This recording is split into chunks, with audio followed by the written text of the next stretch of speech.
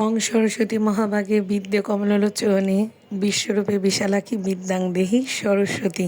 তো দীর্ঘ একটা বছর ধরে আমরা সবাই অপেক্ষা করে থাকি কবে হচ্ছে সরস্বতী পুজো আসবে।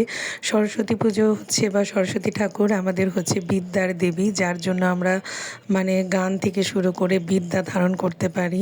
আমাদের কণ্ঠস্বর সব কিছুই তার দান।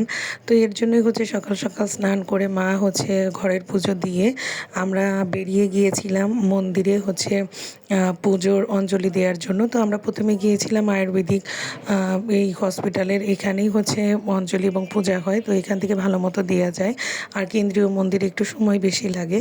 তো গিয়ে দেখে একদম অঞ্জলি শেষ হয়ে গেছে, তো 4 নাম্বার বারে আমরা হচ্ছে দিলাম।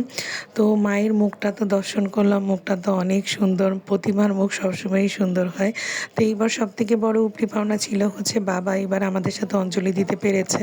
কারণ বাবার কোনোবারই ছুটি থাকে না, বাবা অফিসে চলে যায়, আমি আর মা হচ্ছে যাই ঠাকুর মণ্ডপে। তো এইবার হচ্ছে মা আর বাবা একসাথে অঞ্জলি দিচ্ছিল, আমি এবার অঞ্জলি দিতে পারি নাই, তবুও ঠাকুরকে দর্শনের লোভ সামলাতে পারি নাই। ভগবানকে দর্শনে তো আসলে কোনো পাপ নেই, যার জিনিস সে দিয়েছে তাতে তো সমস্যা নেই, এর জন্যই আমি গিয়েছিলাম। মা আমার সকল দোষকুটি ক্ষমা করুক।